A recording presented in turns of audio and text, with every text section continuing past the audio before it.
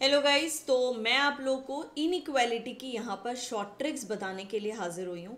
तो सभी बहुत ध्यान से समझेंगे। इनइक्वालिटी का ऐसा चैप्टर है जो हर एक एग्जाम में पूछा जाता है, 1 से 2 क्वेश्चन, और आप इसे बहुत ही शॉर्ट मेथड से यहाँ पर सॉल्व कर सकते हैं।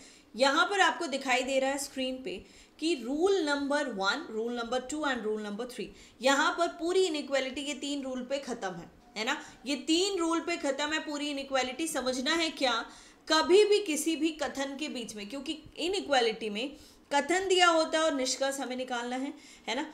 तो कथन के अंदर कुछ सिंबल होते हैं और वो 3 ही यहाँ पर जो लिखे हैं मैंने, इस सिंबल यहाँ पर ये जो 3 रूल लिखे हैं, यही 3 सिंबल में से कोई एक रूल वहाँ पे अप्लाई होगा, लागू होगा। ठीक है, अब मैं आप लोग को बताना चाहूँगी कि जब भी बात हो रही है किसी भी कथन की, है ना, कथन में मान लीजिए मैंने यहाँ लिखा है एल बराबर है एम के, एम बड़ा है एन के, और एन जो है वो बड़ा और बराबर है ओ के, और ओ जो है वो बराबर है एस के। ठीक है, अगर मैंने आपके सामने ये लिखा है कथन, तो मैं कहती हूँ कि एल और एस के बीच में आपके कौन सा यहाँ पर 3 रूल अप्लाई होगा। तो आप ये समझ पा रहे, पहले तो अच्छे से समझना कि ये जो 3 सिंबल है, ग्रेटर देन और इक्वल, इन्हें हम कहते हैं रूल नंबर 1, या कह सकते हैं ऐसे सिंबल जिनमें सारी दिशाओं का फेसिंग एक ही डायरेक्शन में है, सारे सिंबल का फेसिंग एक ही डायरेक्शन में है। यहाँ पर कोई विपरीत सिंबल नहीं है, इसमें भी कोई विपरीत सिंबल नहीं है। विपरीत सिंबल के लिए अलग केस अप्लाई होता है। तो पहला जो रूल है उसमें सारे सिंबल्स का फेसिंग एक ही डायरेक्शन होगा। ठीक है, तो इस रूल में क्या होता है पहले समझना। इस रूल में होता क्या है, जब सारे सिंबल का फेसिंग एक ही डायरेक्शन में है तो वहां पर आंसर आता है मोस्ट कॉमन सिंबल, है ना। मोस्ट कॉमन सिंबल कह लो, या कह लीजिए जो सिंबल जो सबसे ज़्यादा टाइम रिपीट हो रहा है वही आपका आंसर होगा।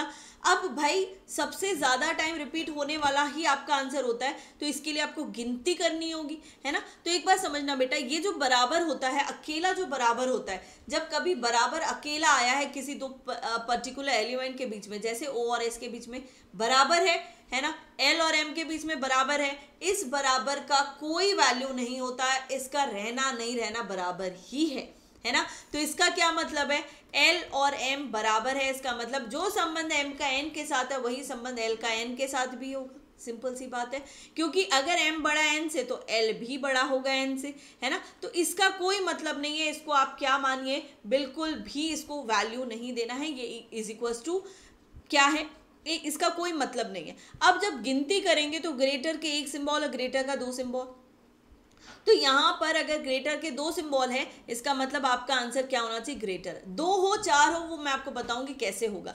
तो इसका कोई मतलब नहीं, महत्व नहीं है।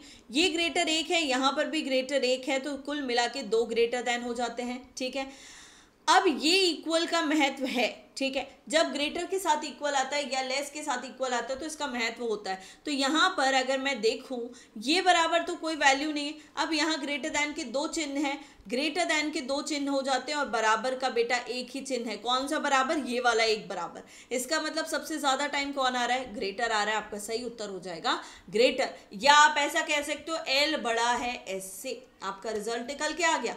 ये समझ में आया सभी को, ये सभी को क्लियर हुआ। तो आप ये समझिए कि जब भी ये 3 सिंबल होते हैं, ग्रेटर देन, ग्रेटर और इक्वल, इन तीनों में आपकी प्रायोरिटी होती है ग्रेटर देन की। चाहे ये 50 बार आए, चाहे ये 100 बार आए, चाहे ये 1000 बार आए, उससे कोई फर्क नहीं पड़ता। सीक्वेंस भी कुछ हो, हमें कोई फर्क नहीं पड़ता, आपका आंसर हो जाएगा ग्रेटर देन। क्या ये समझ में आ गया। अगर सपोज मैं आपको बता दूं, अगर सपोज हमारे पास इस ग्रुप में, इस समूह में ये नहीं होता, मान लीजिए कि यहाँ पर ये ग्रेटर की है ही नहीं, है ना, यही 2 सिंबल बार बार आ रहे, कौन से, ग्रेटर और इक्वल, तो भाई तब हमारी प्रायोरिटी हो जाएगी ये ग्रेटर देन और इक्वल। मान लीजिए यहाँ पर मैंने इसमें एक और एडिशन कर दिया, क्या, m इज ग्रेटर देन और इक्वल्स टू n, है ना, ये ऐड कर दिया। तो अब आपको इस पूरे स्टेटमेंट में, कथन में कहीं पर भी ग्रेटर नजर नहीं आ रहा, तो आपका आंसर हो जाएगा बेटा l बड़ा है, बराबर है s के। समझ में आ गया। तो आपको क्या चीज समझनी है कि जब ये 3 चिन्ह रहेंगे, है ना, जब ये 3 चिन्ह रहेंगे तो आपकी प्रायोरिटी ग्रेटर, और अगर सपोज ग्रेटर नहीं है, इसको छुपा दो 2 मिनट के लिए, है ना, तब आपका आंसर हो जाएगा ये प्रायोरिटी में। सिंपल, बस और इसमें आपको कुछ भी नहीं देखना है, इसमें आपको कुछ भी नहीं देखना है, बस ये 3 सिंबल आपको नजर अगर आ रहे हैं कथन में, उन दोनों एलिमेंट के बीच में जिसके बीच में आपसे कंक्लूजन पूछा है, तो आपका आंसर ग्रेटर हो जाएगा। इसी प्रकार से रूल नंबर सेकेंड पे आएंगे। रूल नंबर सेकेंड में लेस देन और इक्वल, तो इन तीनों में आपका आंसर प्रायोरिटी होगी लेस देन की। और अगर लेस देन नहीं है ना, कभी किसी कथन में आपको नजर आ रहा है कि लेस देन है ही नहीं, तो अब आपका आंसर हो जाएगा लेस देन और इक्वल। सिंपल है ना। ये सभी को क्लियर हुआ। पहले में प्रायोरिटी होती है ग्रेटर की। अगर ग्रेटर नहीं है कथन में, सिर्फ यही 2 सिंबल बार बार रिपीट हो रहे हैं, ग्रेटर और इक्वल, तो आपका आंसर हो जाएगा ये ग्रेटर और इक्वल।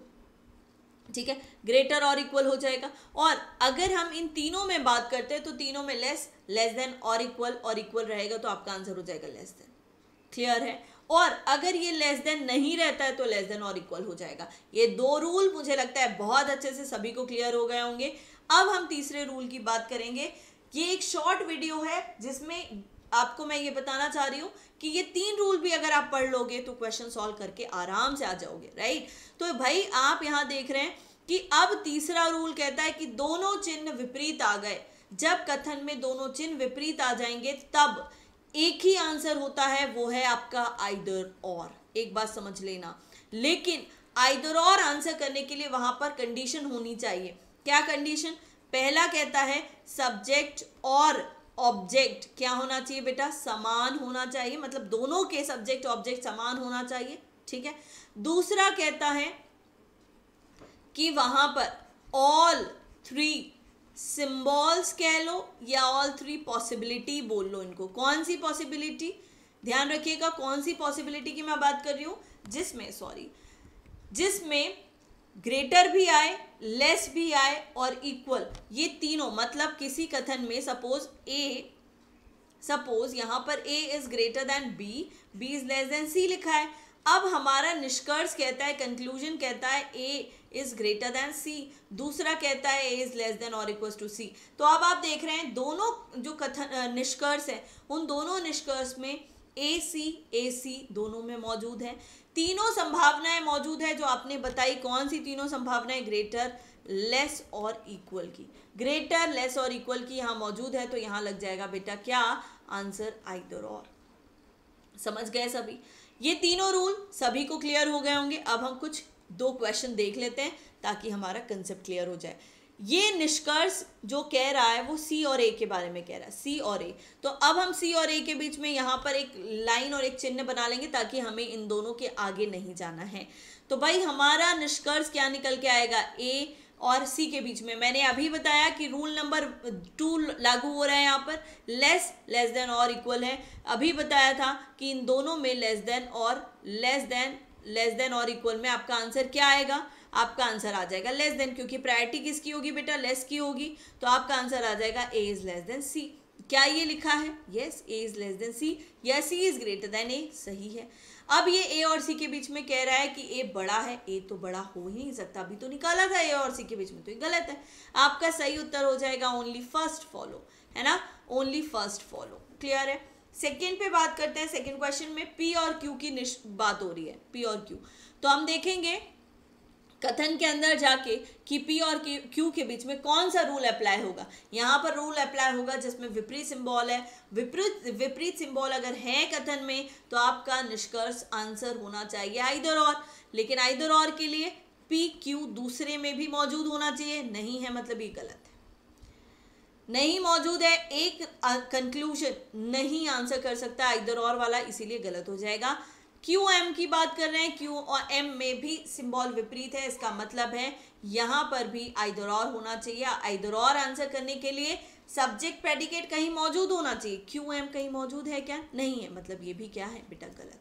तो आपका इस केस में आंसर हो जाएगा ना पहला और ना ही दूसरा, तो करेक्ट आंसर हो जाएगा नाइदर। ऐसे ही क्लासेस, इसी तरह शॉर्ट वीडियोस मैं आप लोग के लिए डालते रहूँगी।